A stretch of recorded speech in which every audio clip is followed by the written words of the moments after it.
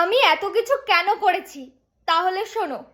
বুবাইয়ের সাথে আমার সত্যি একটু ঝামেলা চলছিল অনেক দিন ধরেই। আর ঝামেলাটা এটা নিয়েই শুরু হয়েছিল যে আমরা রেজিস্ট্রিটা করে নিই। তো বুবাই বলেছিল 2025-এ পুজোর সময় করবে, আবার বলেছিল 2026-এ পুজোর সময় করবে। এটা নিয়েই আসলে আমাদের ঝামেলাটা হয়েছিল। আর আমি বুবাইকে বারণও করেছিলাম আমাদের এই ঝামেলাটা সোশ্যাল মিডিয়াতে এনো না। আমি হুট করে দেখলাম ওই যে ফার্স্ট ওর দরজা ভাঙার ভিডিওটা ও পোস্ট করে দিল।